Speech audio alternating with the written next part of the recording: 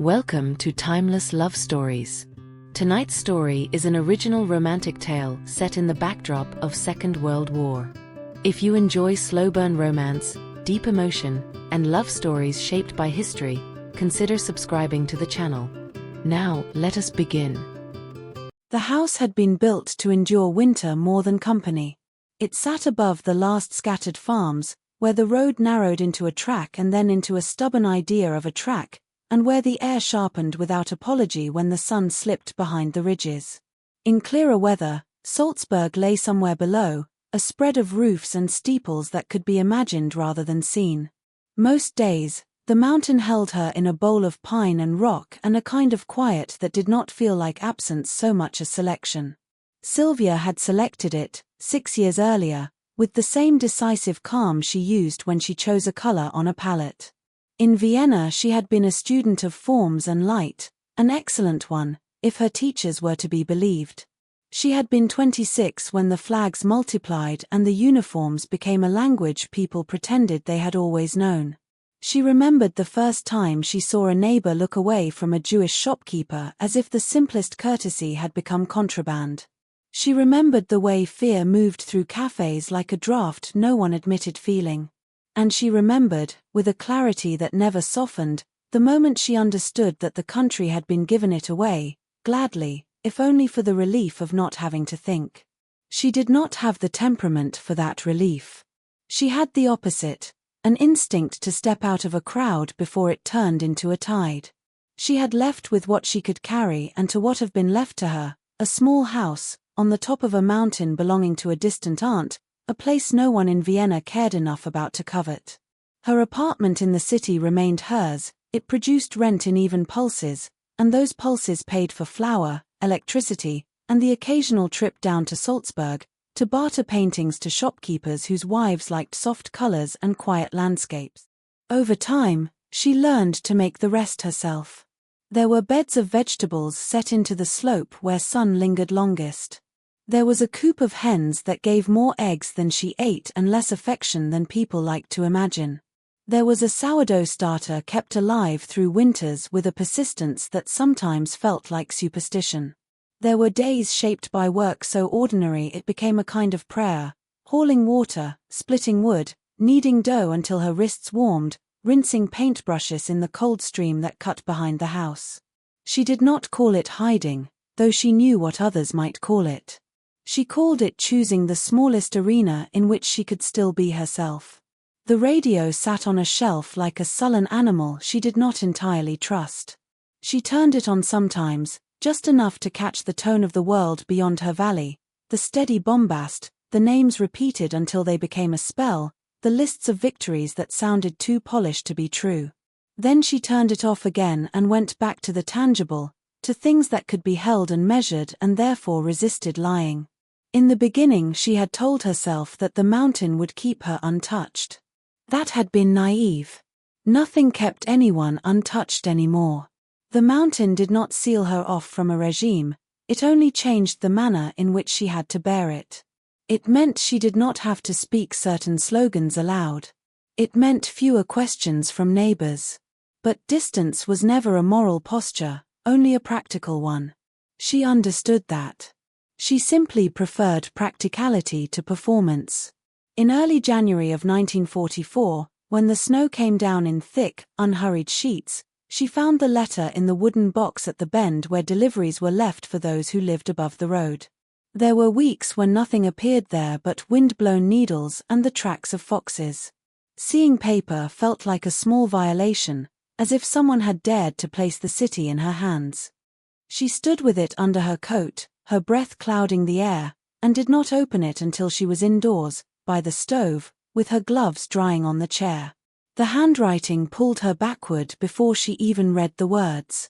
She had not seen it in years, but she recognized the slightly impatient slant, the way certain letters leaned forward as if hurrying to make their point. Lotta. They had been classmates, once, in rooms that smelled of turpentine and ambition. Lotta had been brighter, louder, more willing to argue. She had wanted posters, exhibitions, attention. Silvya had wanted time and silence and a canvas that was not interrupted. They had been friends anyway, in the way young people with different hungers are sometimes drawn together because it promises each of them an alternative life. Silvya unfolded the paper carefully. The letter talked about a certain Hans, the brother of Lotta's brother-in-law, a university historian who had been conscripted to the Wehrmacht despite his discreet opposition to the regime. It described how he had endured service in silence, believing discretion might protect him, until silence itself became impossible. He had deserted 9 days earlier. Patrols were already searching, and if he were caught, he would be treated as a deserter and sent to a place from which there was no return. She was being asked to hide a man she had never met, not out of sentiment but necessity. The mountains, Lotta argued, offered greater safety than any cellar in Vienna. The request was explicitly temporary, intended only until another arrangement could be made. The letter made clear that this was a last resort. If Silvya refused, she could simply destroy the letter. If she agreed, a man named Eric would arrive within days under the pretext of delivering bread, and her assent would require no words. Silvya read that last instruction once, then folded the paper back into itself with a careful precision that felt absurd. The request was blunt, and yet it struck at the quiet arrangement she had built with her own fear. Her life had become narrow enough to manage. It was not free of danger, but it was danger she could predict, the rare official paper that demanded a signature, the silent knowledge of what the regime was doing elsewhere. A man in her house would be something else. A man on the run would mean she no longer held the boundaries of her life. She put the letter on the table and stood still for a long time, listening to the faint hiss of snow against the window. There were 2 impulses in her, and she did not like either of them. One impulse wanted to refuse. To send no answer. To let the mountain remain what she had made it, a form of refusal disguised as retreat. That impulse was not cowardice so much as exhaustion. She had spent 6 years carving out a space where she did not have to pretend. She had done it alone. Alone was safer. Alone demanded less compromise. The other impulse wanted to say yes, because she knew what refusal would cost someone else, and because she had never been entirely comfortable with a safety that depended on other people being exposed. She sat down at the table and stared at the blank wood as if it might offer guidance. Her hands were stained faintly with pigment from an indigo wash she had been working into a winter study. She looked at the color on her skin and thought, absurdly, of how easily it would wash off. How easily some things were removed with water. There was no water strong enough to remove her from this. When the knock came 3 days later, it was not loud. It was the kind of knock used by people who did not want their presence to feel official. Silvya was at the counter shaping dough into loaves, her palms dusted with flour. She wiped her hands on her apron and went to the door without hurrying. Eric was younger than she expected, a man with a bicycle and a sack of bread slung over his shoulder as if he truly were a simple courier. His eyes moved quickly, not with nervousness exactly, but with the alertness of someone used to scanning for the wrong kind of attention. He looked past her into the house, taking in the stove, the table, the solitary chair, the neatness that suggested a life with no room for chaos. He held the bread out. "Frau Weber," he asked, addressing her by the name she used in the mountains, a family name carried naturally and without comment. Silvya took the sack.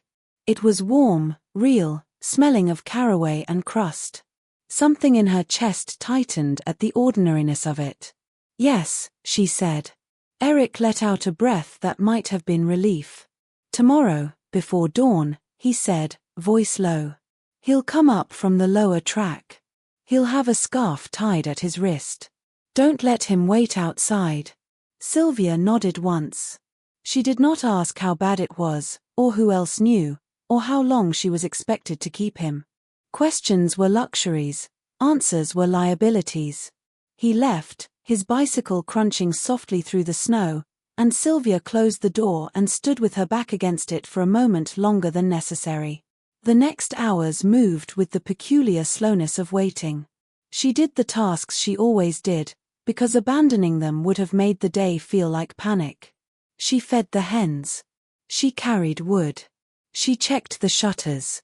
She kneaded another batch of dough because her hands needed something to do. She slept lightly, as she often did in winter, but the lightness was different now. It had an edge.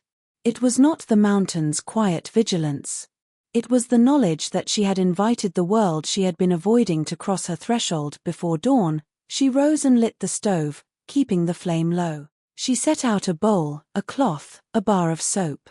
These were small preparations that felt absurdly intimate, as if she were preparing to bathe a stranger with her own hands.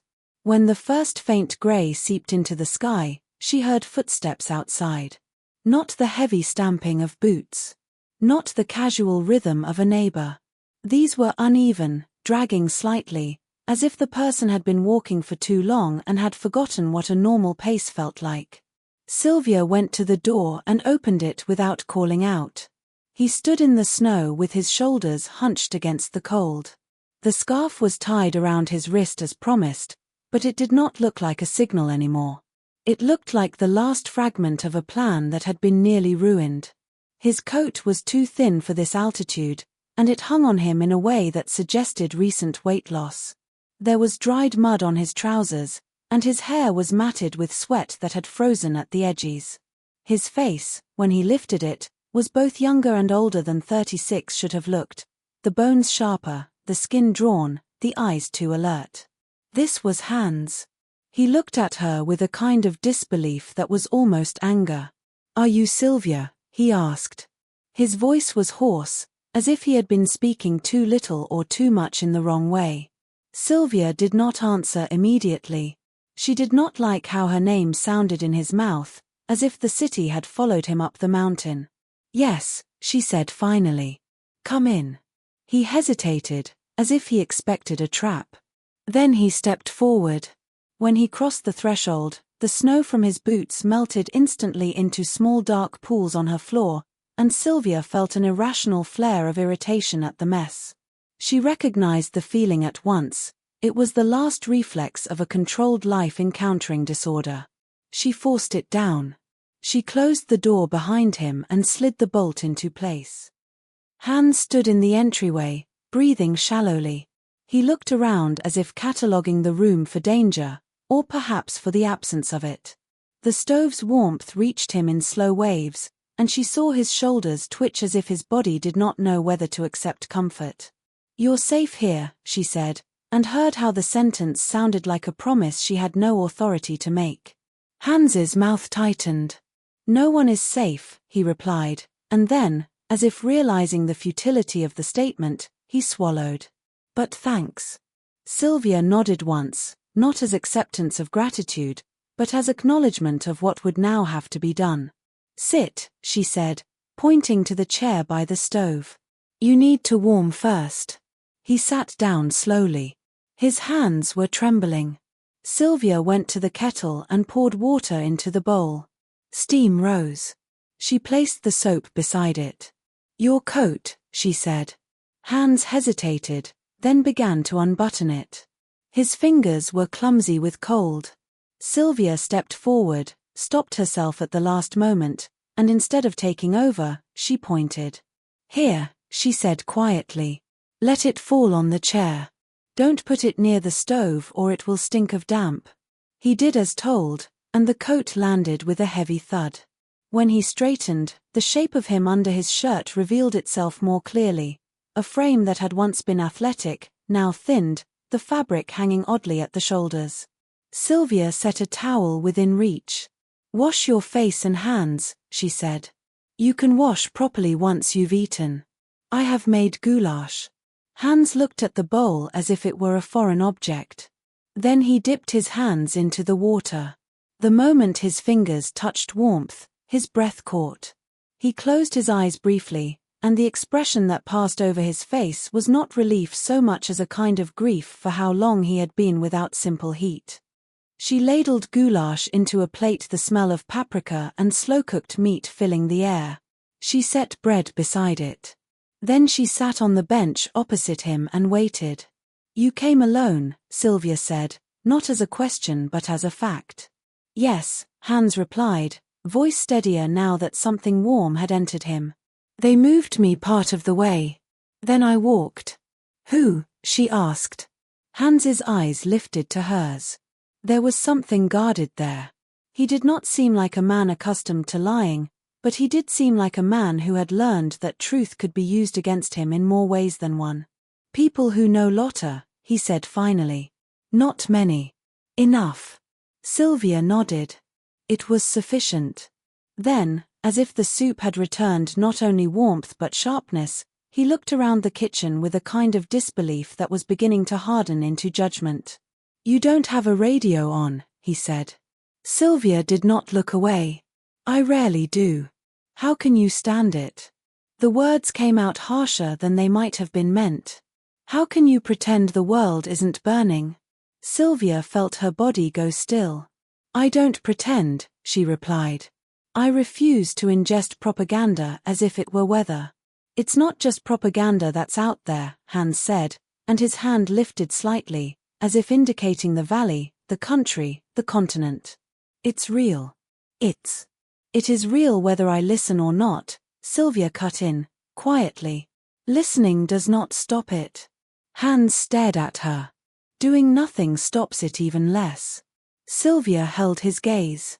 She could feel the old anger rising, not hot, not dramatic, but cold with fatigue. You think I have done nothing, she said, and the calmness of her voice was not softness. It was discipline. You walked into my house with the belief my life is an evasion. Hans's mouth tightened. He knew he was being rude but did not deny it. Silvya leaned forward slightly.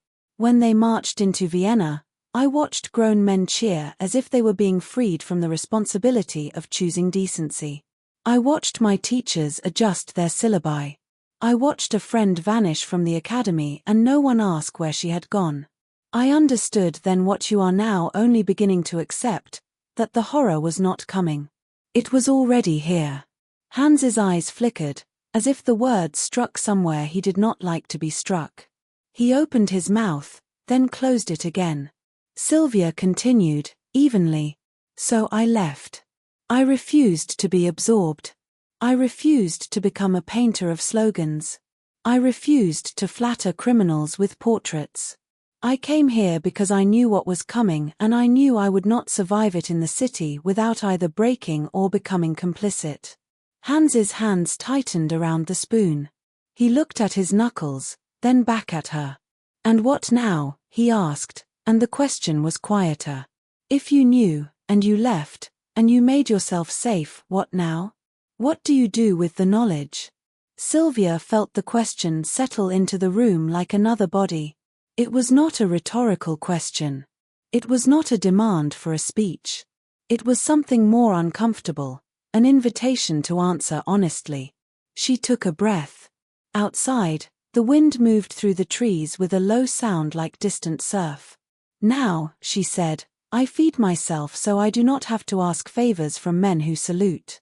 I sell paintings quietly so I do not have to take state commissions. I keep my mouth closed in town so no one can quote me later. And when a man walks to my door half dead because he chose to stop serving them, I let him in. Hans's gaze held hers for a long moment. The tension in his shoulders shifted slightly, not vanishing, but rearranging. You speak like someone who has been thinking alone for too long, he said finally. Silvya did not smile. And you speak like someone who thinks thinking is useless unless it is witnessed. Hans flinched, almost imperceptibly. Then he let out a breath and lowered his eyes. I am tired, he admitted, and the admission changed him more than any apology would have. He sounded suddenly like what he was, a man who had been holding his own principles inside his body like a fever, and whose body had now begun to fail. After he finished eating, she led him to the small room off the kitchen, the one she had used as a storage space for dried herbs and spare sacks of grain. She had cleared it the night before, moving jars and bundles without thinking too hard about what it meant to rearrange her life to make room for another person. The bed is narrow, she said. Hans sat on it and looked up at her. I've slept on worse, he replied. Silvya nodded. Do not open the window at night. The light carries. Hans's mouth tightened again, the old habit of argument rising. Then he stopped himself. "All right," he said. Silvya stood in the doorway for a moment. She could have said something like welcome. She could have softened the edges with politeness. She did neither. Softness, she had learned, was often mistaken for permission. Instead, she said, "If anyone comes here, you do not speak unless I tell you to. If soldiers come, you do not move until I tell you. If you think you have a better idea, you keep it inside your head until the danger has passed." Hans stared at her. "You sound like a commander," he said. Silvya did not blink. "I am," she replied, "in my own house." Hans's gaze held hers, and then something in his expression shifted, reluctant recognition, perhaps, of a kind of authority he had not expected from a woman in isolation. He nodded once. "Understood." Silvya closed the door and walked back to the kitchen. Her hands felt strangely empty without a task. She cleaned the bowls, wiped the table, folded the cloths with unnecessary precision. She tried to return herself to the shape she had worn before he arrived. It did not fit, not anymore. That evening, she turned the radio on briefly, not for news but for proof. The voice that emerged was as triumphant and empty as ever. She turned it off again and sat in the silence, listening instead to the faint sound of hands shifting on the narrow bed in the next room, the sound of another body learning the contours of her solitude. Over the next days, he slept long hours, his body taking what it needed without asking permission. When he woke, he moved carefully, as if he expected the house to punish him for occupying space. He kept his voice low. He watched her routines with the intensity of someone studying a foreign culture. Silvya did not invite him into her rhythm at first. She continued as she always had, tending the hens, checking the vegetable beds buried under snow, splitting kindling. But it became impossible not to involve him, because a man who has fled an army does not sit quietly while a woman carries water alone. On the fourth morning, she found him in the yard struggling with a log too heavy for his still weakened arms. His face was flushed with effort. "You shouldn't be doing that yet," she said. Hans looked up, breath fogging in front of him. "I'm not a guest," he replied. Silvya felt irritation flicker, then something else beneath it. She had been alone long enough that she had forgotten the particular stubbornness men often carried when they were forced to accept help. "You are," she said, "for now. And guests don't break their backs." Hans's mouth tightened. "I'm not afraid of pain." Silvya stepped closer and placed her hand briefly on the log, steadying it. "Pain is not the issue," she said. "If you drop that and split your foot, I have to take you down the mountain. If I take you down the mountain, someone sees you. If someone sees you, you die. Then tell me what to do," he said, and the sentence sounded like surrender, but it was not. It was something more difficult for him: cooperation. Silvya nodded once. "Carry kindling. Feed the hens. Learn where things are. Don't try to be heroic. Heroism is loud." Hans's eyes flickered again, and this time there was the faintest trace of something like humor. "You really dislike it," he murmured. Silvya picked up the axe and swung it with clean efficiency. The wood split. The sound was sharp in the cold air. "I dislike theater," she corrected. Hans did as she told him. He carried kindling. He fed the hens. He learned the exact angle of the coop latch so it wouldn't squeal. He learned how Silvya stored flour in tins to keep mice out, and how she kept dried apples in cloth bags hung from the ceiling beams.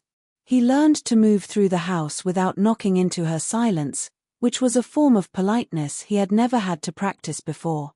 In the afternoons, when the light was thin and the work outside became impossible, he began to write.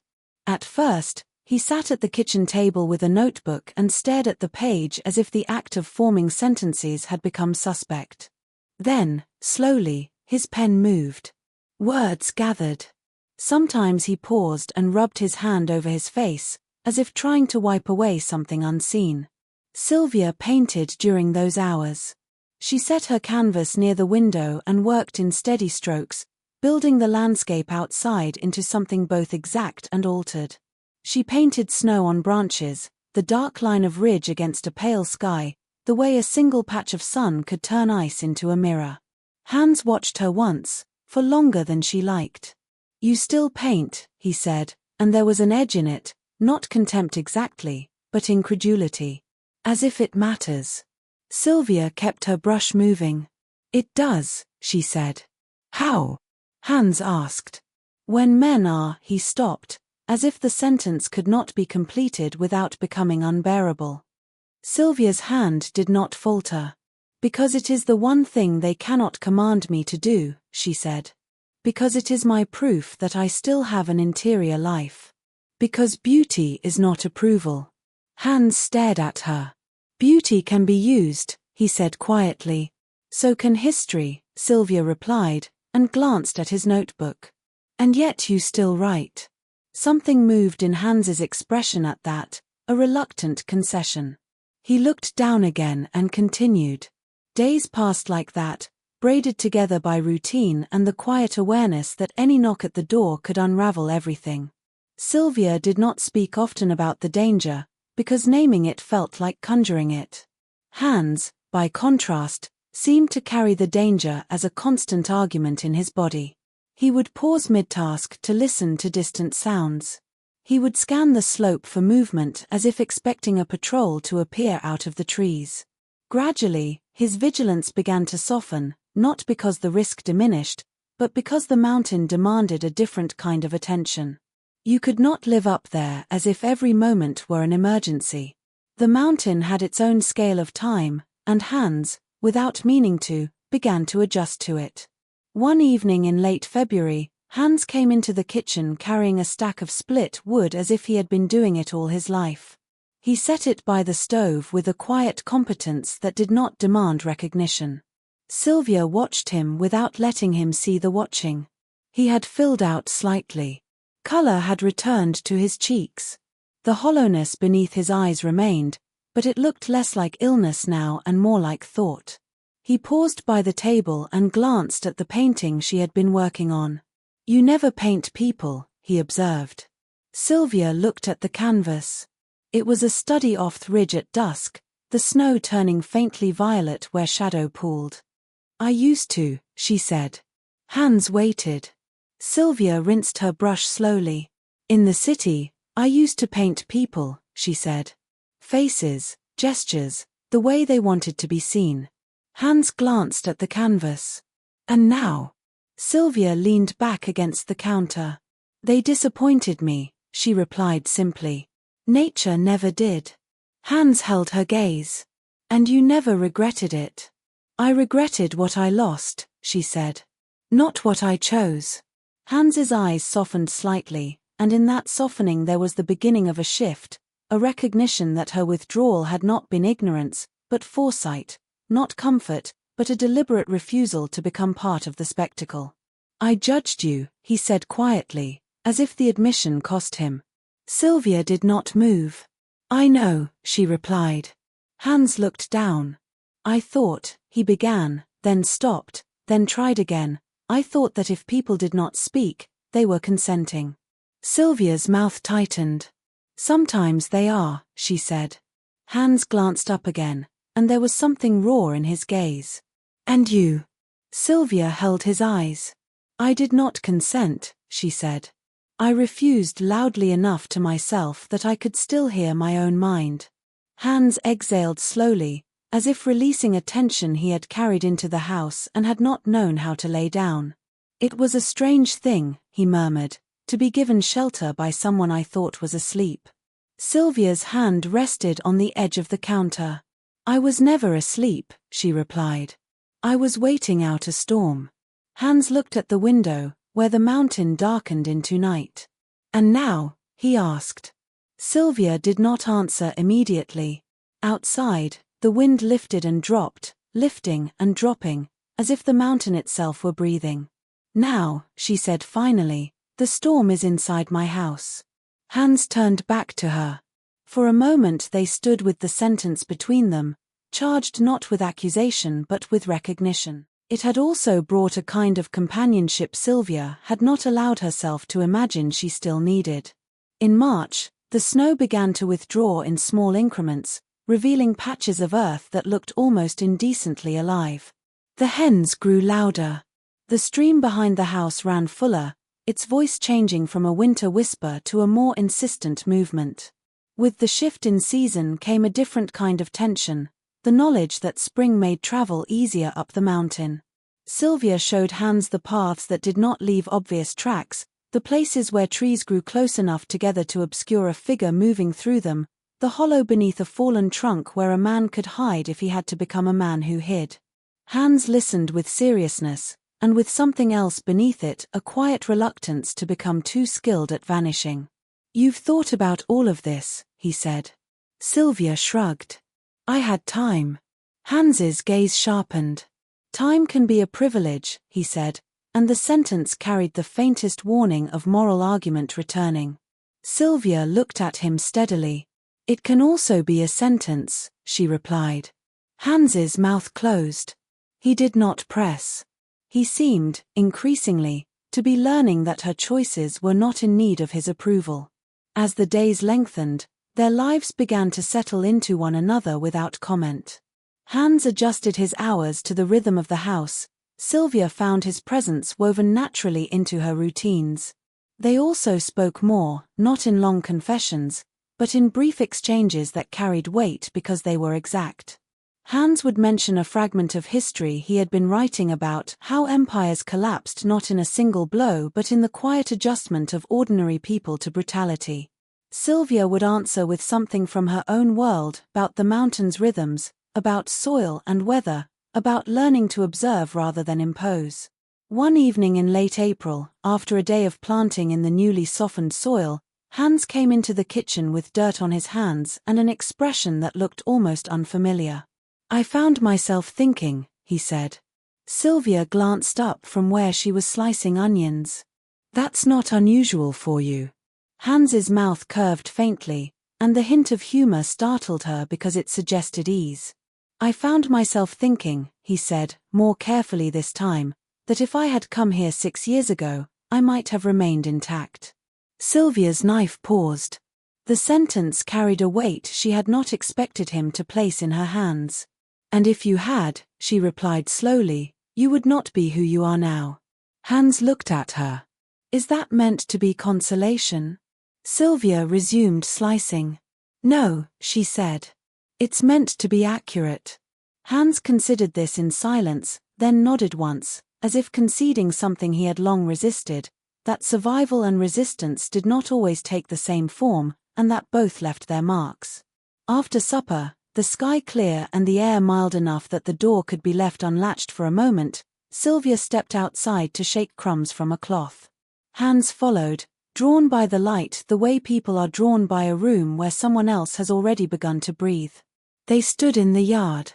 The mountain above them was dark, the stars startlingly sharp. Hans spoke quietly. "Do you miss Vienna?" he asked. Silvya watched her breath dissolve in the night air. She could have said no. It would have been simpler. She could have said yes. It would have been honest but incomplete. "I miss parts of it," she said. "I miss the museums. I miss the way a city can hold you without asking whether you deserve it. I miss who I was before I learned," she said finally. Hans's gaze held hers. The night made his face look older, the planes of it sharpened.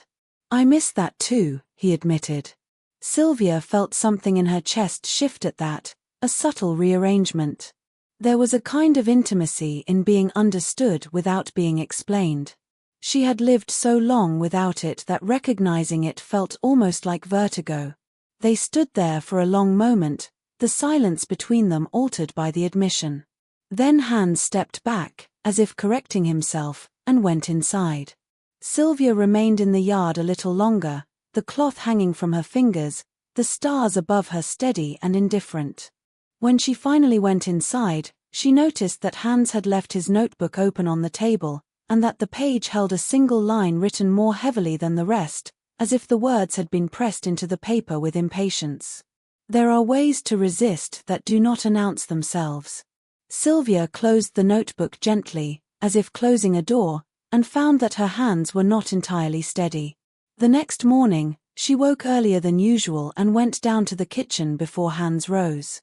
She lit the stove, kneaded bread in the half-light, and tried to return herself to the familiar: flour, water, salt, the slow transformation of ingredients into something that could sustain. When Hans came in, hair rough with sleep, he paused at the sight of her hands in the dough, her sleeves rolled, her face composed. "You're up early," he said. Silvya kept kneading. "So are you." Hans stepped closer, and the proximity felt different now, not threatening, not improper, simply more noticed. He reached for the kettle and filled it, then stopped, as if uncertain whether the small act would be welcome. Silvya nodded toward the stove.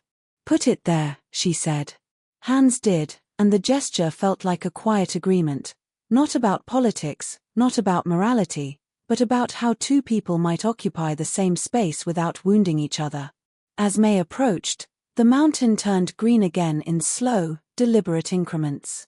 The vegetable beds began to demand daily attention. The hens laid more reliably. The world outside, though still distant, began to press in through rumors carried up by shopkeepers when Silvya went down to town. There were whispers of Allied advances, murmured with caution. Hans listened more closely than Silvya did. His body responded to the news like a compass responding to a shift in magnetism. One afternoon, after Silvya returned from town with a sack of salt and a small tin of coffee she had bartered for a painting, she found Hans in the kitchen with the radio on. The voice from it was not German. It was faint, intermittent, but unmistakably foreign. Hans's hand hovered near the dial, adjusting it with delicate patience. Silvya stopped in the doorway, her breath catching unexpectedly. The sound of the outside world in her house felt suddenly intrusive. Hans looked up. "I found a frequency," he said quietly. "It's weak, but it's there." Silvya put the sack down slowly. "Turn it off," she said. Hans's eyes narrowed. "Why?" "Because it brings them closer," Silvya replied. "Because sound carries." Because you don't want to know," Hans cut in, and the old accusation flared again, familiar as a bruise. Silvya's jaw tightened. She stepped closer and reached for the knob. Hans's hand covered it, stopping her. For a moment their hands were close enough that she felt the warmth of his skin. The awareness of it startled her more than the argument. Hans spoke, low and controlled. "Your silence protected you," he said. "It protected you for years. But it also protected the lie. Not fear, something closer to anger, sharpened by the fact that part of what he said had always been her own private judgment." She lifted her eyes to his. "I see that noise can also protect lies," she replied. "I see that men who shout about resistance often do it to feel clean while other people bleed." Hans flinched. "That's not what I mean." Silvya held his gaze. "Then what do you mean?" Hans's breath moved in and out slowly, as if he were forcing himself not to explode into rhetoric. When he spoke again, his voice had softened. "I mean," he said, "that I have been in their uniform. I have heard their certainty from the inside. And now I am here, and I am alive, and I need something that tells me the world outside this mountain is still moving toward an end." Silvya stared at him. The sentence did not feel like accusation. It felt like confession. Her hand dropped from the dial. The radio's faint voice continued, a thin thread of foreign words pulled through static. Silvya nodded once. "Turn it down," she said quietly. "And only at midday. When the wind is up." Hans's gaze held hers. Relief flickered across his face, quickly contained, as if he had learned not to trust ease. "I will," he said. Silvya turned away, not because she wanted to end the moment, but because she did not trust what she might show if she stayed facing him. She went to the counter and began to unpack the coffee tin as if it were the most important object in the house. Behind her, Hans lowered the volume, and the outside world, muted and distant, settled into the kitchen like a new kind of shadow. The coffee tasted of smoke and scarcity, but it tasted like Vienna all the same. Silvya rationed it in a tin that she kept high on the shelf, as if height could protect a luxury from becoming ordinary. On the first morning she brewed it, the smell lifted through the house and made her pause with her hand on the cupboard door, caught by an unexpected tightening in her throat. It was not nostalgia in the sentimental sense. It was the body recognizing a former life through scent, before the mind could decide what to do with the recognition. Hans drank his cup without comment. He simply held the warmth between his hands for a moment before he drank, as if warming himself were a ritual he no longer took for granted. After that day, the radio became part of their routine the way a storm might become part of a landscape, never welcomed, never fully ignored. Hans kept to the agreement. Only at midday. Only when the wind pressed hard enough against the shutters that any stray sound would be absorbed. He tuned carefully, always low, always with a hand ready on the dial to snap it to silence if the world outside offered the wrong kind of noise. The broadcasts were faint, broken by static, threaded with gaps. Yet even in fragments they carried something the German voices did not: uncertainty. And, paradoxically, that uncertainty felt more truthful than the polished certainty of propaganda. Silvya did not stand beside him while he listened. She refused that kind of shared posture, as if proximity to news would make her complicit in his need. But she listened from the stove, from the table, from the space where she kneaded dough or scraped vegetables. She listened without looking, letting the words pass through her like cold air. She took in enough to know the shape of what was happening beyond the mountains, that front lines moved, that men died in numbers too large to picture, that there were places where the machine was cracking. And she noticed something else, too, how Hans's body responded. When the voice mentioned Allied landings in Italy, Hans's shoulders loosened a fraction, as if he had been holding a weight in his spine that he had not admitted was there. When the voice mentioned bombing raids, he stiffened, not out of fear for himself, out of a grief that seemed reflexive, as if he could feel ruins before he saw them. Those moments taught Silvya more about him than his careful words ever did. He did not speak often about his time in uniform. When he did, it was in the language of structure, not emotion, dates, locations, orders that had been obeyed with a kind of mechanical inevitability. He spoke of marching through towns where people watched without expression. He spoke of lectures given by men in grey coats who described history as if it were a weapon and not a warning. He spoke once, only once, of having been made to stand outside a building and keep people away while something was done inside. He did not say what the something was. He did not need to. The way his jaw tightened told Silvya that it had been the kind of thing that burrowed into a person and stayed there, alive. "You left," she said, one evening after he had spoken too quietly for his own comfort. It was not praise. It was acknowledgement. Hans's gaze was on the table, his fingers resting near his notebook. "I delayed it," he corrected. "For too long." Silvya did not soften it with reassurance. "You left," she repeated. "That matters." Hans looked up. The lamplight made his eyes darker, his expression more severe than it truly was. "It matters," he said slowly, "only if it leads to something." Silvya watched him, and in the pause before she answered she felt the familiar pull of her own caution.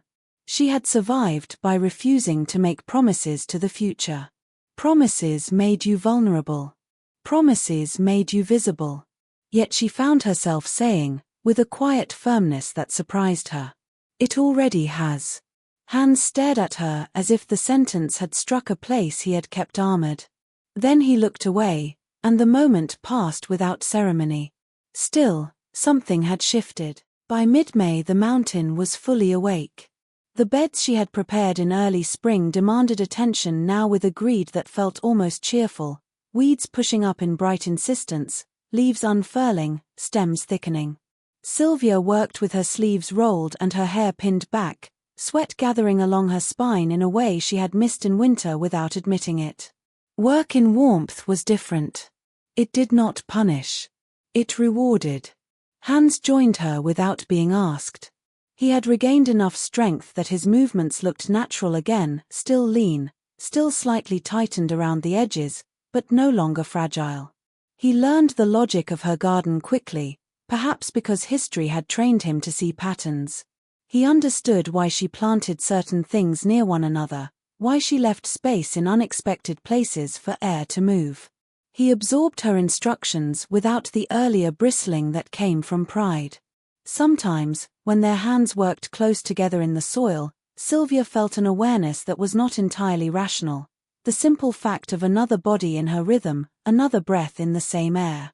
It was not desire, not yet, but it was a pressure, a presence. It made the day feel less like endurance and more like something shared. Late May brought rain, then sudden heat. The stream swelled and then settled. The woods smelled of pine resin and damp earth. The hens grew irritable in the humidity, pecking at one another as if the season itself had made them restless. Silvya found herself waking earlier, her body tuned to light and tasks, and to the fact that she was no longer alone in her morning. Hans began to read aloud sometimes. Not every day. Not as entertainment. He would select passages from books Silvya's aunt kept in the house or brought on purpose for him from the town's library, history, philosophy, fragments of poetry. He read in the kitchen while Silvya painted or mended clothes. He read without flourish, his voice measured, as if he did not want words to become theatre. Yet the act itself was intimate, sound filling the house in a controlled way, chosen rather than imposed. At first, Silvya found herself listening with the distant attention of someone overhearing a stranger. Then she began to anticipate certain cadences. She found herself looking up when his voice shifted, when he reached a sentence that held a thought he could not quite keep from emphasizing. One day he read from a historian writing about the late Roman Empire, arguing that it did not fall in a single blow, but eroded when local officials stopped administering, soldiers stopped identifying with the center, and daily obedience dissolved into habitless survival. Silvya set down her brush. Hans stopped reading and looked up, as if he had felt the change in her attention. "What is it?" he asked. Silvya stared at the wood grain of the table.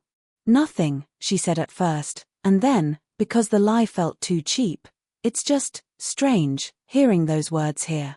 Hans's eyes held hers. "Why?" Silvya's throat tightened. "Because it sounds like a justification," she said. "And I don't want one." Hans's expression tightened in response. "I'm not trying to justify you." Silvya's gaze flicked to him. "Then what are you doing?" Hans hesitated. Then he said, quietly, "Trying to understand you." The sentence hung between them. It did not contain accusation. It did not demand defense.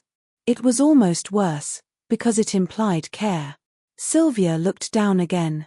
She felt the familiar impulse to retreat, to make herself smaller than the moment. But she also felt something else now, something she had not allowed herself in years, curiosity about being seen. "I didn't come here to be understood," she said. Hans nodded, as if accepting that truth. "And yet," he replied, "you let me in." She could not tell whether the warmth rising in her body was irritation or something else. It unsettled her precisely because it did not have an obvious name. She stood abruptly, reaching for her cup as if thirst had suddenly become urgent. "It's nearly noon," she said. "If you're going to listen, listen." Hans watched her for a moment, then looked away. He turned the dial carefully, and the radio came to life with its thin, uncertain voice. The first days of June arrived with a heat that felt almost indecent, as if the mountain had forgotten the continent was at war. The sky held clear blue for long hours. The evenings lingered, and the shadows in the kitchen grew soft rather than sharp. Silvya found herself working with the windows open, letting air move through the rooms. She let herself, cautiously, enjoy it. Hans changed too, in ways that were subtle and then suddenly undeniable. He smiled occasionally now, not often, but enough that Silvya caught herself watching for it. He moved through the house with less careful avoidance, no longer acting as if his presence needed to be justified every moment. He began to hum under his breath sometimes, a fragment of melody that stopped as soon as he realized he was doing it. One evening, after the radio had been on and the news had been unusual, stronger, clearer, carrying more certainty than before, Hans turned it off and sat very still. Silvya was at the stove stirring a pot of lentils. She did not look at him. She waited. Hans spoke with quiet intensity, as if afraid that if he raised his voice the hope would be punished. "They're preparing," he said. "In the west." Silvya's hand slowed, the spoon scraping softly against the pot. "Preparing for what?" Hans turned his head slightly. "For an invasion." Silvya's pulse quickened. She had heard rumors, vague, unreliable. Hearing it in his voice, heavier, charged, Silvya felt the familiar instinct to reduce it, to protect herself from hope by making it smaller than it might be. But she saw the way his face held that thin line between restraint and collapse, and she understood that hope was already inside him. Denying it would be a kind of cruelty. "It might," she said carefully. Hans looked at her, and his eyes were bright in the lamplight, as if the emotion he refused to name had found another way to show itself. "Do you feel nothing?" he asked. Silvya's breath caught, not because the question was unfair, but because it pressed too close to something she had been avoiding. She set the spoon down. She wiped her hands on her apron with unnecessary precision. Then she met his gaze. "I feel it," she said quietly. "But I don't know how to carry it. Hope is loud in the body. It makes you careless." Hans's mouth tightened, but his voice softened. "Not always," he said. "Sometimes it makes you alive." The sentence was simple. It did not need elaboration. Yet it landed in Silvya's chest with an odd weight, because she realized how long she had been living in a manner that did not allow aliveness, only survival. She turned back to the pot, blinking once, and told herself it was the heat in the kitchen that made her eyes sting. The next days were restless. Hans listened at noon and sometimes again in the early evening when the wind rose. The news was fragmentary, uncertain, but the tone shifted. There were mentions of preparations, of coastal movement, of the sense that something enormous was about to happen.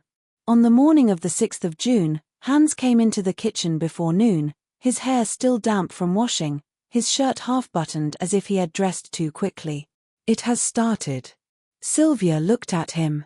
Something in his expression made her stomach tighten. Not fear, anticipation. They listened together, for the first time. The voice that came through was foreign, accented, breaking through static with urgency. Words emerged in pieces: landings, Normandy, thousands of men, beaches, fighting. The sentences were incomplete, but the meaning was unmistakable. Hans's hands were clenched so tightly the knuckles had gone pale. His gaze was fixed on the radio as if looking away might undo what he was hearing. Silvya felt a slow spreading warmth in her body that was not relief exactly. It was shock. The war, which had been a monstrous constant, had shifted. Something had moved. Hans turned his head toward her, as if needing to see the news reflected in another human face to make it real. Silvya met his gaze. For a moment, neither of them spoke. The radio continued, its voice spilling names and numbers. Outside, the hens clucked. The mountain remained indifferent. And yet inside the kitchen, something had changed shape. Hans's voice came out rough. "They're there," he said. Silvya's throat tightened. "Yes," she replied. Hans stared at her, and the intensity in his eyes startled her because it contained more than political hope. It contained gratitude, and fear, and the sudden realization that an end might be possible and that the end would demand choices neither of them had yet made. Silvya reached for the radio and turned it down, not off. The voice fell to a murmur. Hans's gaze did not leave her face. "We should," he began, and then stopped, because there were too many possible endings to that sentence. Silvya stood slowly. She went to the cupboard and took out the bottle of apricot schnapps she kept for winter illness, for emergencies, for moments she could not predict. She poured a small amount into 2 cups. Hans watched her with an expression that held disbelief. "This is not an emergency," he said softly, as if the concept of celebration felt dangerous. "It is," Silvya replied, and handed him a cup. "It's a different kind." Hans took it. His fingers brushed hers briefly, an accidental contact that registered in Silvya's skin with disproportionate force. She withdrew her hand quickly, as if the touch might be noticed by someone outside the house. Hans lifted the cup but did not drink immediately. He looked at Silvya. His voice was quieter now, almost reverent. "I thought I'd never hear that," he said. Silvya held her cup near her mouth. "Neither did I," she admitted. They drank. The brandy burned, then warmed. Afterward, Hans stood abruptly, as if energy had suddenly flooded him and he did not know where to put it. He walked to the corner where Silvya kept an old gramophone. It was a battered thing, inherited from the aunt who had owned the house, and Silvya rarely used it because music, like news, had a way of pulling her toward the past. Hans looked back at her, uncertain. "Do you have records?" he asked. Silvya hesitated. The request felt oddly intimate, as if he were asking to enter a part of her she had kept sealed. "In the trunk," she said, and pointed. Hans opened it carefully, as if afraid the records might crumble. He lifted one, then another, scanning labels with a scholarly seriousness that made Silvya's mouth tighten in something that might have been humor. Finally he chose a record and placed it on the turntable. He cranked the handle. The first crackle filled the room, then a thin line of melody, waltz rhythm, slightly distorted by age. Hans held out his hand. Silvya stared at it. The gesture was simple. It did not contain persuasion. It was offered, not demanded. "I don't dance," she said, and the sentence sounded like an old rule she had never questioned. Hans's eyes held hers steadily. "You do now," he replied. Silvya felt heat rise in her face, sharp and unfamiliar. She could have refused. She should have refused, if she wanted to keep the boundaries that had protected her for 6 years. Instead, she put her hand in his. Hans's fingers closed around hers with a careful firmness. He placed his other hand at her waist, not possessive, not loose, simply present. Silvya's body stiffened at first. Then, as the rhythm continued, she found herself adjusting. There was no room for self-consciousness. The waltz demanded movement. It demanded surrender to pattern. Her feet remembered more than she expected. They moved slowly across the kitchen floor, careful not to bump the table, careful not to make noise that might carry. The absurdity of dancing in a house where a man was hidden from the state pressed against Silvya's ribs, and yet it also felt like an act of defiance more honest than any speech. It was not performative. It was private. It was life insisting. Hans's breath moved against her hair. She felt his chest rise and fall beneath his shirt.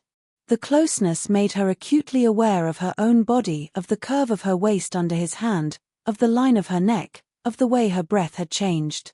Hans's voice came softly, close to her ear. "You're shaking."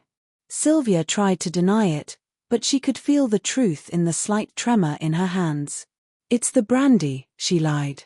Hans's hand tightened fractionally at her waist. "No," he said, and his tone held something both gentle and relentless.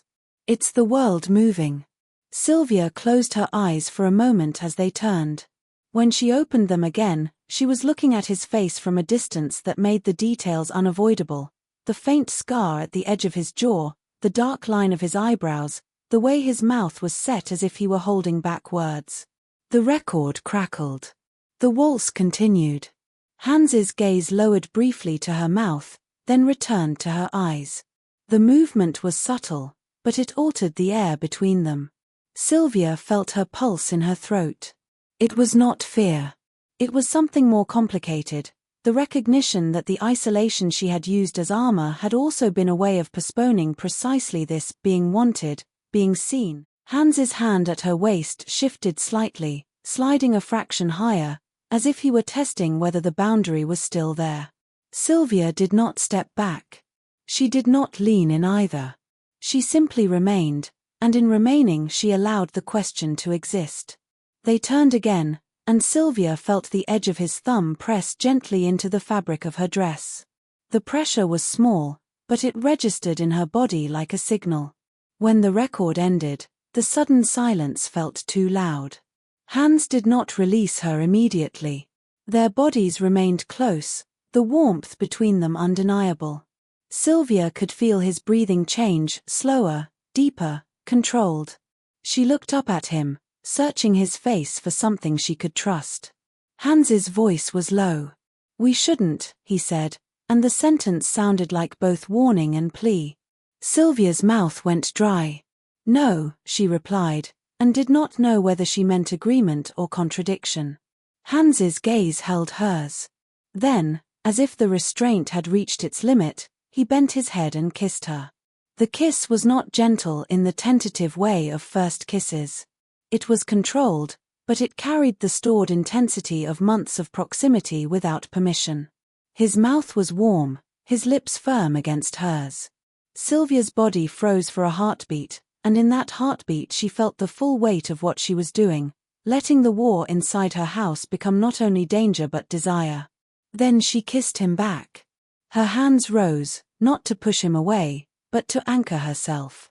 She gripped his shirt lightly at first, then more firmly. She felt the hard line of his shoulder beneath fabric. Hans's hand at her waist tightened, drawing her closer. The contact made her breath catch, and the sound of it, the small involuntary gasp, felt indecently loud in the quiet kitchen. Hans broke the kiss only to press his forehead against hers.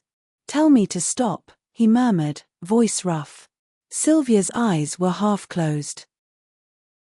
She felt heat spreading through her body, melting something she had kept frozen for years. She could have said stop. She could have said later. She could have returned to the safety of rules. Instead, she whispered, "Don't." Hans's breath shuddered. Then his mouth found hers again, and the kiss deepened, slower now, more deliberate, as if he had heard the permission and was determined not to abuse it.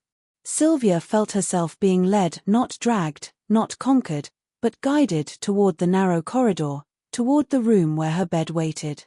She moved with him because moving with him felt easier than standing still and thinking. At the threshold of her room, Hans paused, as if the intimacy of stepping into her private space required a different kind of consent. Silvya looked at him in the dim light. She could see the tension in his jaw, the discipline in his restraint. She reached up and unbuttoned his shirt with slow fingers, forcing her own hands to remain steady. Hans's skin beneath the shirt was warm. Her fingertips brushed it, and the sensation traveled through her like a new kind of electricity, quiet, interior, precise.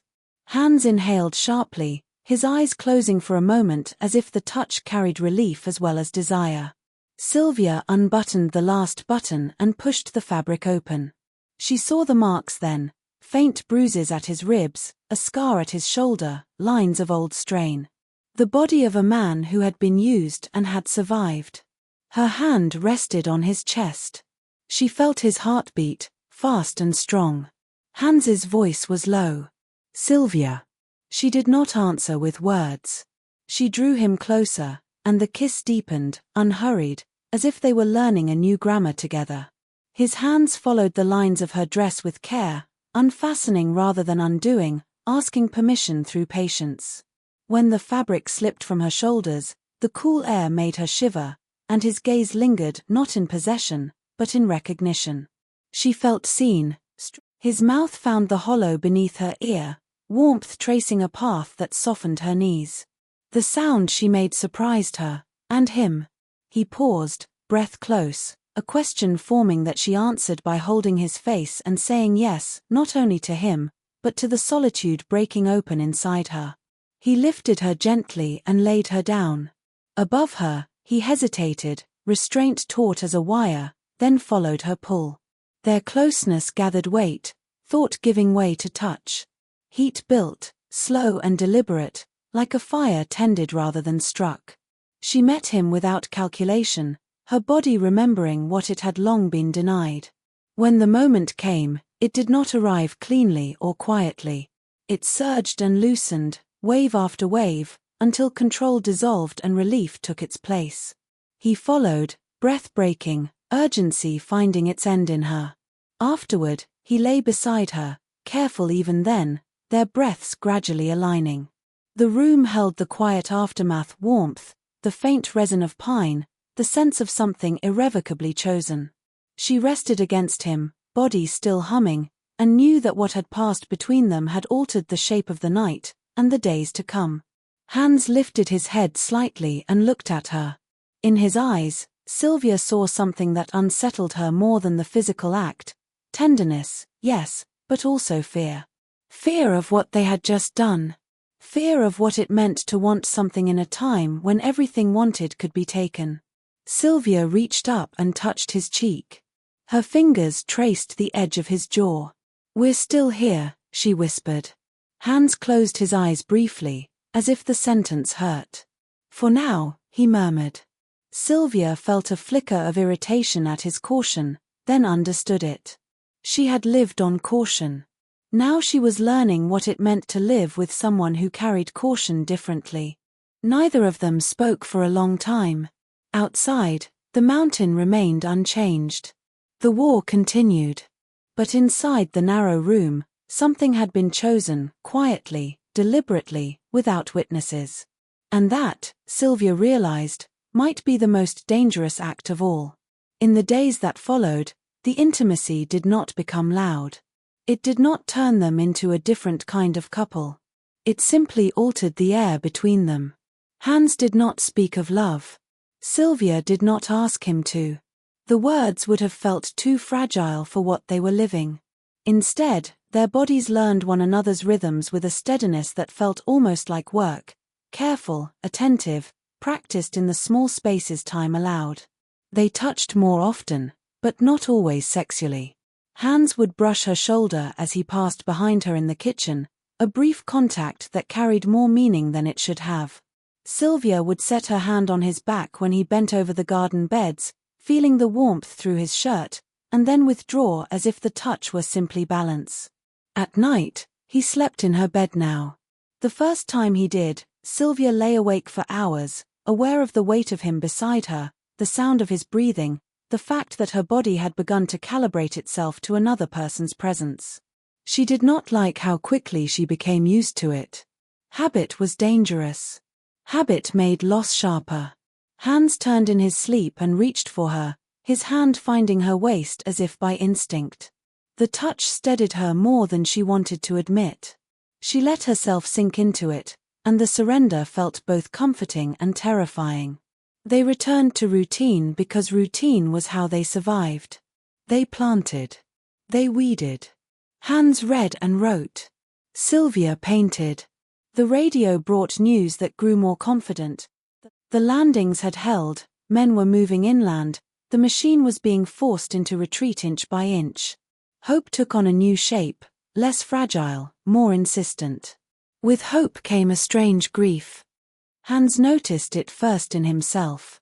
One evening he set his pen down and stared at the page as if the words had stopped obeying him. "What is it?" Silvya asked, and the question was not about the writing. Hans swallowed. "If it ends," he said, "I have to face what I was part of." Silvya's hands were still. The sentence settled into her chest like a cold stone. "You already are," she said quietly. Hans looked at her. "Here, I can pretend I'm only a man hiding." Silvya stepped closer and placed her hand on his shoulder. The contact was small, but it anchored him. "You're not pretending," she said.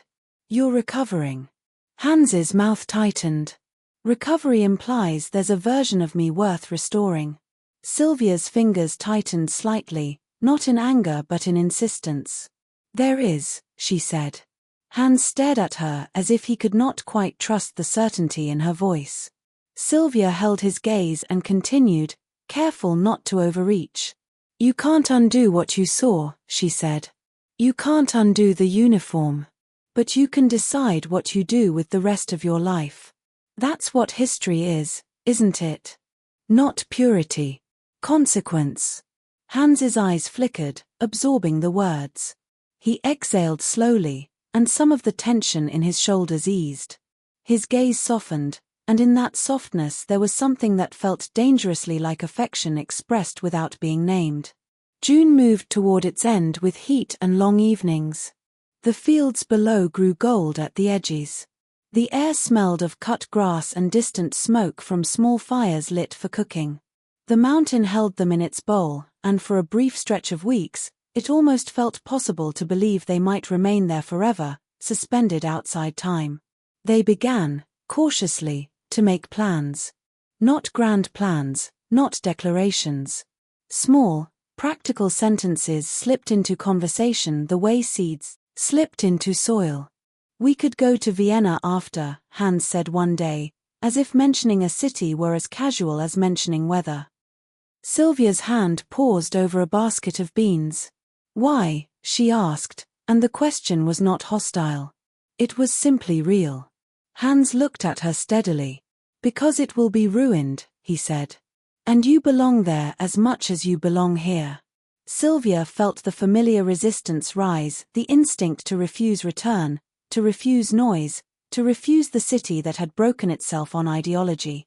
Yet she also felt something new, the awareness that returning might not be capitulation. Returning might be a form of reclamation. I have an apartment, she said quietly. Hans's eyes flickered. I know, he replied. Lotta told me. Silvya's mouth tightened. The fact that Hans had known intimate details of her life before he arrived made her uneasy. Hans continued, voice careful. We could live there, he said. Or we could sell it. Or we could stay here, Silvya said, and felt the sentence land with unexpected longing. Hans's gaze held hers. Would you want that? He asked. Silvya looked away, because the answer was too raw to offer without protection. I don't know, she admitted. Hans nodded slowly. Neither do I, he said. But I know I don't want to lose you when the war ends. Silvya's breath caught. The directness of the sentence felt almost indecent. Hans stepped closer. His hand lifted and brushed her cheek, knuckles grazing skin. The touch was gentle, but it carried weight. We'll decide, he murmured. Not now. But we will. Silvya nodded once. It was all she could manage. Through July and August, the news continued to shift. The Allied advance in France, the slow retreat of German forces, rumors of internal fractures. Hans listened, and Silvya listened with him more often now. The radio no longer felt like an intruder. Now, each morning arrived with the sense that the quiet was temporary, that the bowl of the mountain would eventually tip and spill them back into history. They did not stop living. They could not afford to. But a new layer of tension threaded through their routines, the knowledge of approaching change. In September, Hans began to write more intensely. His notebook filled with careful lines, names, dates, observations. He did not show Silvya everything, but he began to read fragments to her at night, accounts of what he had witnessed, analyses of the regime's manipulation of history, lists of colleagues who had disappeared. Silvya listened, her face composed, her hands folded in her lap. The words were heavy, but she did not look away.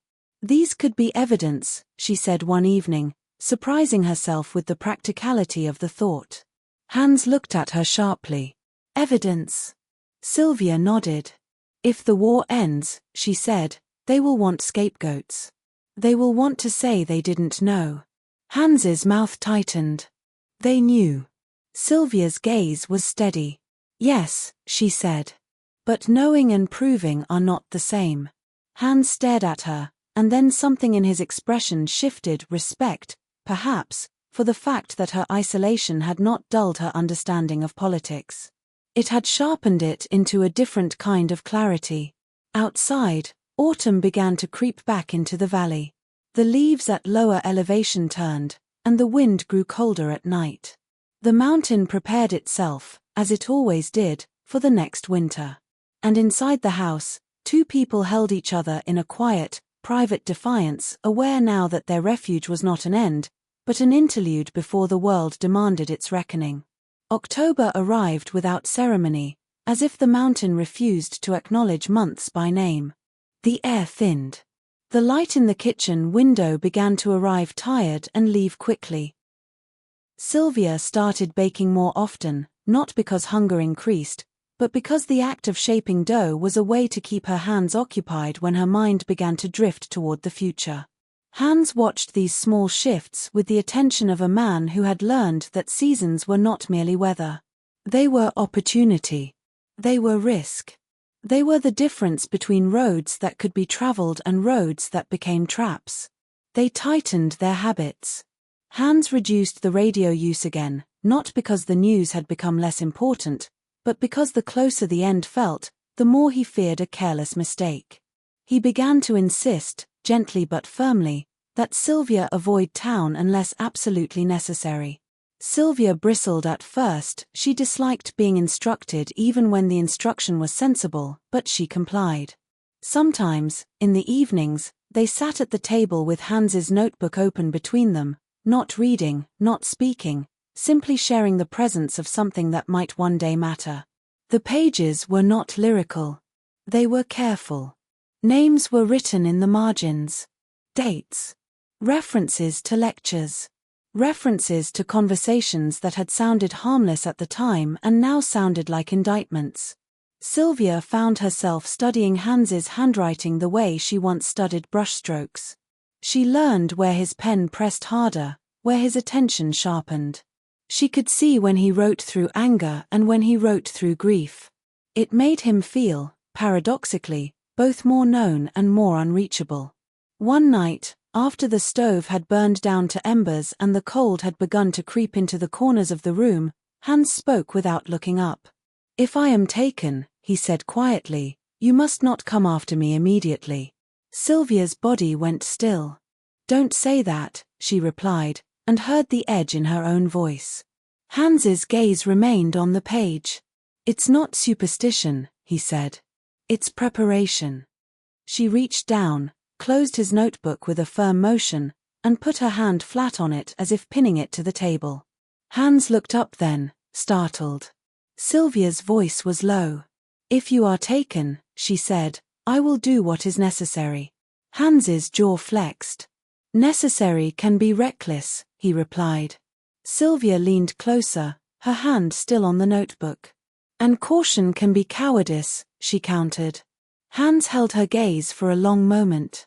The lamplight caught the tension in his face, the discipline fighting with something more human. "Finally," he said softly, "you sound like yourself again." Silvya's throat tightened. She did not like how exposed the sentence made her feel. "I never stopped being myself," she said. Hans's expression softened, and his hand came up to cover hers where it rested on the notebook. His fingers were warm, steady. "No," he replied. "But you stopped believing you were allowed to want anything." Silvya swallowed.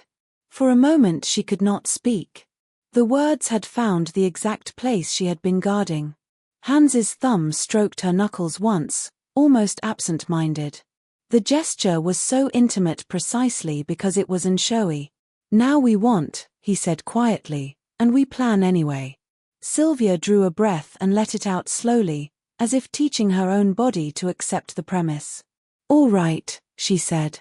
"Then we plan." They planned in fragments.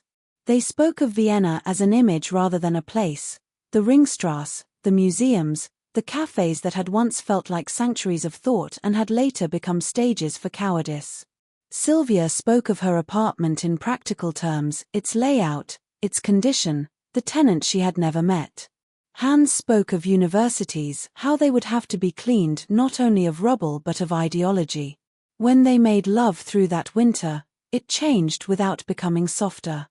The first urgency gave way to something steadier, an intimacy built on repetition without becoming dull, because each time carried a slightly different weight. Hans was attentive in a way that never felt performative. He watched her face. He listened to the smallest change in her breathing. He learned the particular way Silvya went quiet right before she lost control, how her body tensed, how her fingers gripped his shoulder, how her hips began to meet his without permission from her mind. Silvya learned, in turn, that Hans carried his own fractures into their bed. There were nights when he needed silence afterwards, his face turned into her hair, as if speech would make something break. There were other nights when he spoke unexpectedly, murmuring names and places as if confession were seeping out of him despite his discipline. Silvya never asked him to explain. She simply held him, her hand on his back, her palm moving in slow circles until his breathing steadied again. Winter was harsher than the previous one, or perhaps it felt harsher because time now carried a sharper edge. They lived with the radio turned low and the shutters closed tight. The news came in broken lines, cities bombed, armies retreating, leaders issuing threats that sounded increasingly like desperation. Hans listened with a hard, focused attention, as if measuring the distance between words and reality. Silvya listened with him more openly now, because she could not keep the world out forever. The mountain was not an exile anymore. It was a pause before return. March arrived with thaw. The snow withdrew reluctantly, leaving mud that clung to boots and made every movement slightly louder. It was the loudness that unsettled Silvya most. Winter muffled. Spring exposed. They kept to the house. Hans wrote. Silvya painted. Their intimacy became both refuge and tension, because desire now carried the shadow of impending separation. Sometimes, after they came together, Hans would lie beside her with his hand on her stomach as if anchoring himself. Silvya would stare at the ceiling, feeling the warmth of him, and wonder how a life could be made out of fragments like these. In April, the first Allied planes passed high above the ridge. They were distant, only a faint tremor in the air, but Hans heard them first and stepped out into the yard with the instinctive posture of a man who had once been trained to read the sky.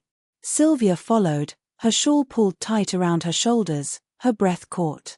They watched the thin shapes move, far too high for detail. Not German. Their formation carried a different rhythm. Hans exhaled slowly. "They're close," he murmured, almost to himself. Silvya's chest tightened, not with joy, not with fear alone, but with the knowledge that closeness meant change. The end of one danger always invited another. In early May, the valley began to change audibly. Engines. Trucks. A different kind of movement on the roads below. Then, one afternoon, the sound that reached them was unmistakable, the rumble of heavy vehicles moving not away but toward Salzburg with a new authority. Hans stood by the window, his face pale. Silvya moved behind him, her hand hovering near his back as if touch might steady him, then hesitating because she did not know if steadiness was possible. "They're here," Hans said. Silvya swallowed.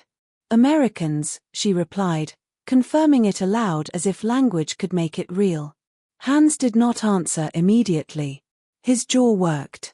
When he finally spoke, his voice was barely above a whisper.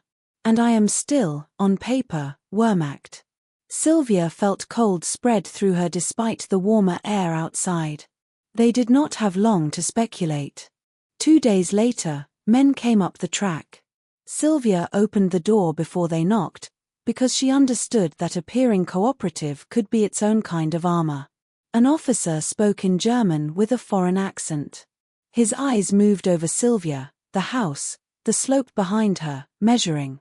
"We are checking isolated dwellings," he said. "There are German soldiers hiding. Deserters. Spies. Anyone with weapons." Silvya's pulse stayed steady by force of will. "I have no weapons," she said. "Only a farm." The officer's gaze narrowed slightly. "And you live alone?" Hans stepped forward then, appearing behind her with a calm that was almost detached. He held his hands visible, his posture deliberately non-threatening. "I am here," he said, voice level. "I surrender." Silvya's breath caught, sharp as pain. She turned her head slightly, just enough to look at him, to see the decision in his eyes. The officer's gaze sharpened. "Name?" "Hans Richter," Hans replied. The officer's expression changed, becoming colder, more professional. "Unit?" Hans answered. He did not lie. He did not decorate. He gave the facts with the discipline of someone who understood that truth now might be his only chance. Two soldiers stepped forward. They did not strike him. They did not shout. They simply took his arms and bound his wrists with a practiced efficiency. Silvya stepped forward instinctively. "He deserted," she said, and heard how thin the plea sounded. "He has been hiding here since January 1944. He is not a Nazi." The officer raised a hand, silencing her without aggression. "We will determine that," he said. "Many men say they opposed the regime when it becomes useful." Silvya's mouth went dry. She could not argue. "Not here. Not now." Hans turned his head toward her. His face was composed, but his eyes held something raw. Hans leaned toward her, his voice barely audible. "Don't come after me immediately," he murmured, repeating his earlier instruction with a calm that felt like an attempt at control.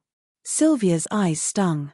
"I will do what is necessary," she whispered back, and this time the sentence was not defiance. It was a promise. Hans's mouth tightened. He looked at her as if he wanted to say something larger, something that would have been true and dangerous, and then he did not. He simply held her gaze for one more heartbeat, then let the soldiers lead him away. Silvya stood in the doorway until the sound of boots and engines had faded down the track. Then she closed the door and slid the bolt into place with a force that made the wood shudder. The house felt instantly wrong, too quiet, too large, as if the air itself had lost its anchor. That night, Silvya did not sleep. She sat at the table with Hans's notebook in front of her, the pages heavy with his careful writing.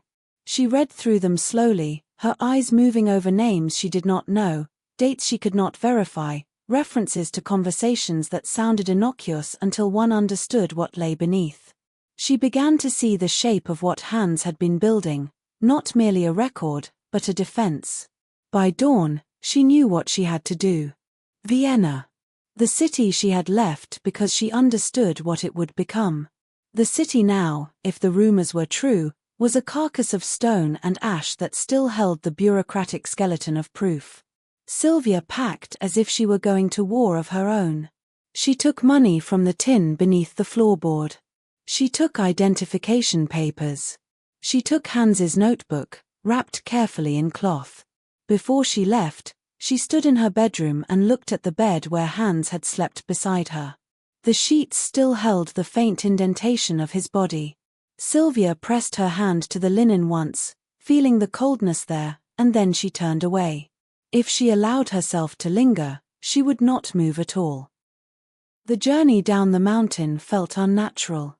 She had lived for years in a world where distance insulated her from crowds. Now she moved through roads filled with people in motion, refugees and soldiers, carts carrying bundles of salvaged life. The air tasted of smoke. The landscape bore scars, bridges damaged, trees splintered, buildings pocked by shrapnel. Victory did not look like relief. It looked like exhaustion. In Salzburg, the American presence was unmistakable: uniforms, checkpoints, a tense order imposed on chaos. A soldier at a checkpoint looked at her papers and then at her face, his gaze lingering as if trying to decide what a woman like her might be capable of. "Vienna?" he asked. "Yes," Silvya replied. He waved her through. The train to Vienna ran irregularly, crowded and slow. Silvya stood most of the way, pressed among strangers, breathing air thick with sweat and damp wool. There was no privacy, no silence. The closeness made her skin crawl at first, then she forced herself to accept it. This was the world again: bodies, noise, uncertainty. When Vienna finally emerged, it did not feel like arrival. It felt like walking into a memory that had been burned and then rebuilt badly by someone who did not understand the original. Buildings stood like broken teeth. Streets she once knew were blocked by rubble. The city smelled of dust, smoke, and something sour that might have been rotting wood or the residue of fear. Yet there were people everywhere, moving, carrying, speaking in low voices. The city was not dead. It was wounded and insisting on remaining. Silvya's apartment building still stood, though one corner bore a dark scar from bombing. The stairwell smelled of damp. The tenant, a thin woman with tired eyes, opened the door and stared at Silvya as if she were a ghost. "You're alive," the woman said. Silvya nodded once. "I need the apartment," she replied. "For a few days. We can share." The tenant hesitated, then stepped aside. In war, people learned quickly when to argue and when to conserve energy. Silvya moved through her own rooms with a strange detachment. The furniture had been rearranged. The familiar objects felt slightly wrong, as if someone else's hands had altered their meaning. She did not linger over it. Sentiment was not a tool. By evening she found Lotta. Her friend lived in a building that had lost half its windows and gained makeshift boards in their place. Lotta opened the door and stood frozen for a moment, her face unreadable, then she pulled Silvya inside with sudden force. "You came," Lotta whispered. Silvya's throat tightened. "He was taken," she replied. Lotta's eyes closed briefly. "I feared it," she murmured, and then, practical again, as if tenderness were too costly. "Where?" "A camp somewhere I don't even know," Silvya said. "They arrested him as Wehrmacht." Lotta swore softly. She looked older than Silvya remembered, lines carved by stress, eyes sharpened by survival. Yet her posture still carried that old academy defiance, now refined into something quieter. "We need proof," Lotta said immediately. "Real proof. Not declarations." Silvya lifted Hans's notebook. "I have this," she said. "And we can find more." Lotta nodded, already thinking ahead.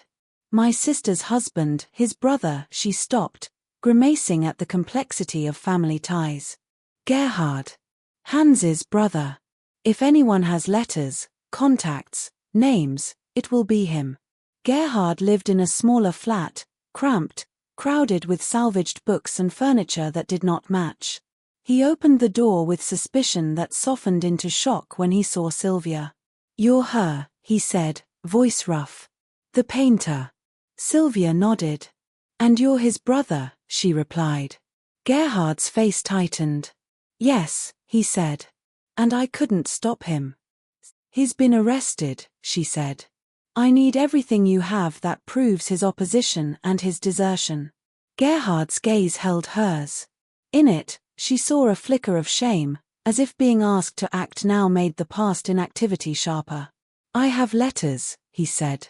The next days became a kind of work Silvya had never trained for and yet had always been prepared for, administrative resistance. They went through drawers and boxes. They found Hans's university correspondence, carefully worded, cautious, yet threaded with a refusal to align with Nazi ideology.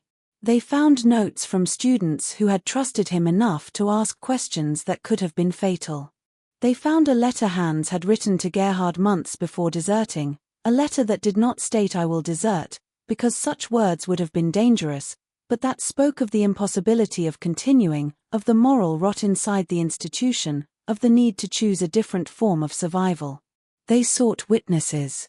A neighbor remembered Hans's sudden disappearance and the quiet panic it had caused in Lotta's sister's household, because they knew what desertion meant.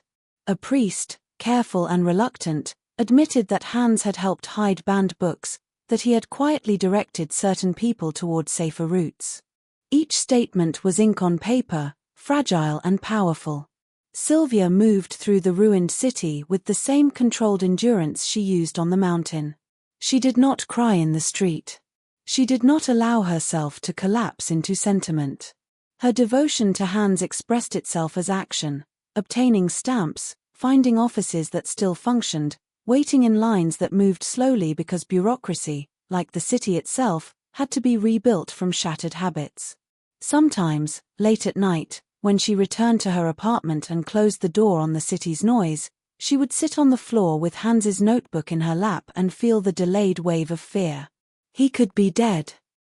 The thought would rise suddenly, sharp enough to steal her breath. She would press her forehead to her knees and breathe through it, forcing herself back into the present. Fear was useless unless it became direction. At last, with a file thick enough to feel like armor, they went to the Allied authorities administering prisoner assessments. The building was partly damaged, its corridors filled with people carrying papers like lifelines. The officials were not cruel. They were simply overwhelmed, and suspicion was their default because it was safer than trusting every man who suddenly claimed to have been against it all along. Silvya sat across from a man who looked tired in a way that no uniform could hide. He flipped through the file, expression unreadable. "Richter," he said finally. "Professor." "Yes," Silvya replied. "And you are?" Silvya hesitated. "I sheltered him," she said. "From January 1944. He deserted the Wehrmacht and hid in the mountains." The official's gaze lifted, sharpened. "You expect me to believe that?" Silvya held his gaze steadily. "I expect you to read," she replied, and let the sentence carry the calm authority she used in her own house. The official looked back down. He read. He asked questions. Where, when, how? Silvya answered with precise details. The mountain house's location, the messenger's signals, the dates Hans had listened to broadcasts, the way he had written. Silvya did not dramatize. She did not plead. She gave the truth like a ledger. The official leaned back slowly.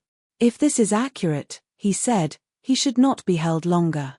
"It is accurate," Silvya replied. He studied her for a moment. "You're very certain." Silvya woke each morning with her body tense. She moved through the city like someone walking on broken glass, careful, controlled, refusing to bleed publicly. Then, one morning in late July, Lotta came to her apartment with her face pale and her eyes bright. "They're releasing him," Lotta said. Silvya did not move. For a moment she could not make the words fit inside her mind. "What?" she managed. Lotta exhaled a laugh that was almost a sob. "His being released," she repeated. "You did it." Silvya sat down slowly at the kitchen table, her hands flat on the wood, as if she needed to confirm she still existed. Relief did not arrive as warmth. It arrived as weakness, a sudden hollowing out that made her limbs feel too heavy. Lotta stepped closer. "Come," she said. "He'll be at the camp gate." They said today. The drive, half by borrowed vehicle, half by walking where roads were still blocked, felt unreal. The landscape outside Vienna bore scars of retreat and occupation.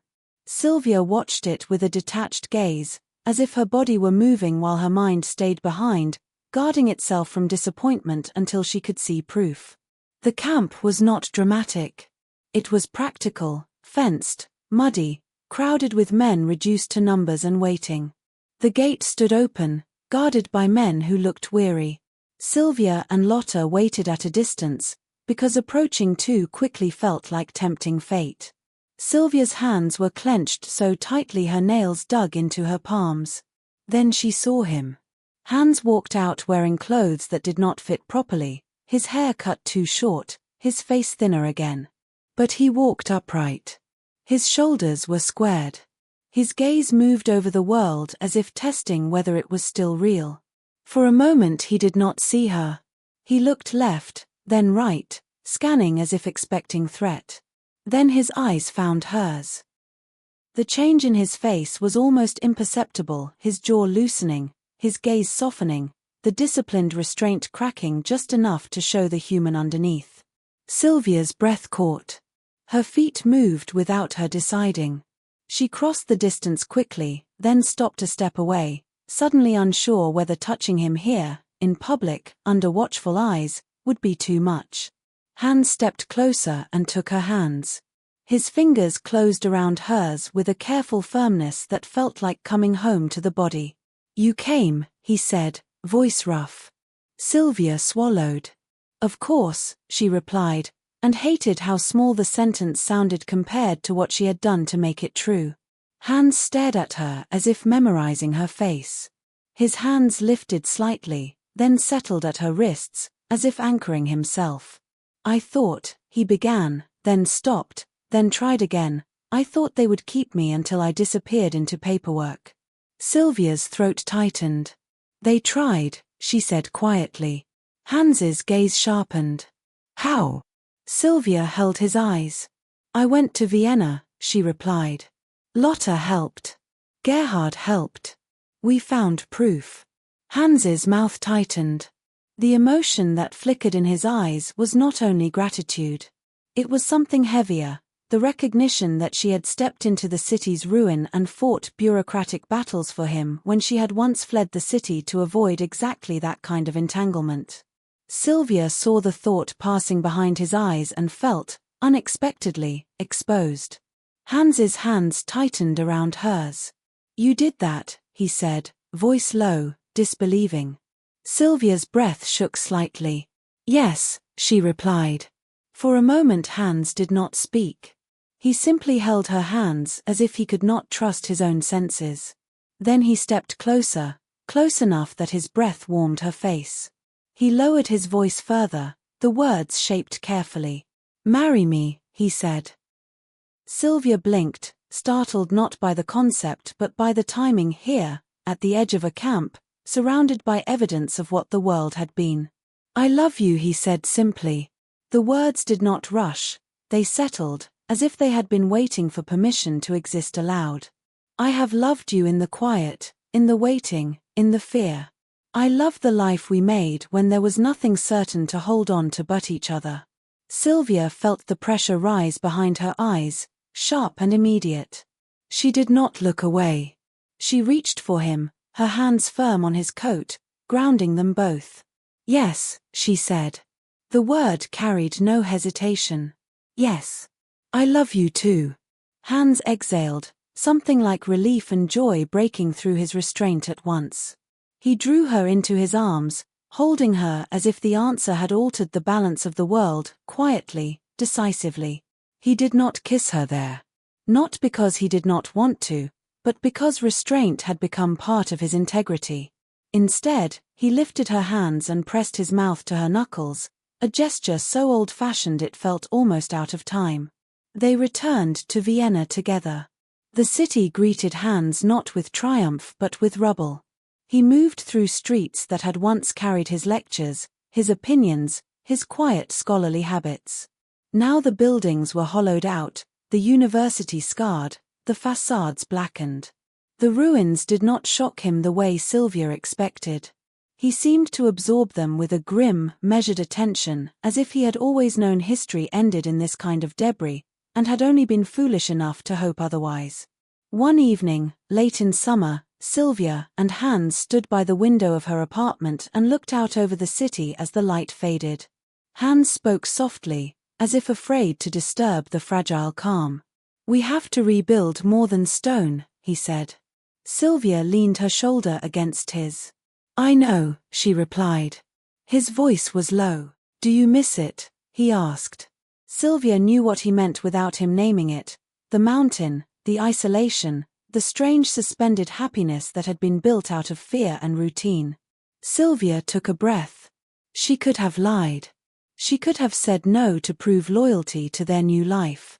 Instead she told the truth. "Yes," she said quietly. "Sometimes." Hans nodded, his forehead lowering to rest briefly against hers. "Me too," he admitted. "But I don't miss hiding." Silvya closed her eyes for a moment, letting the warmth of his breath steady her. "We didn't hide from each other," she whispered. Hans's hands tightened slightly at her waist. "No," he agreed. Silvya opened her eyes. Outside, Vienna was still a ruin. Inside, the room held two people who had carried war into intimacy and survived it, not cleanly, not without damage, but deliberately. Outside, The city continued to clear its rubble, stone by stone. Inside, they began the slower work of rebuilding what could not be seen. Trust, meaning, a life shaped not by the regime that had tried to claim them, but by the choices they had made against it. Thank you for listening to this story. If it stayed with you, you are warmly invited to like the video, subscribe, and share your thoughts in the comments. New timeless love stories await you. Until next time.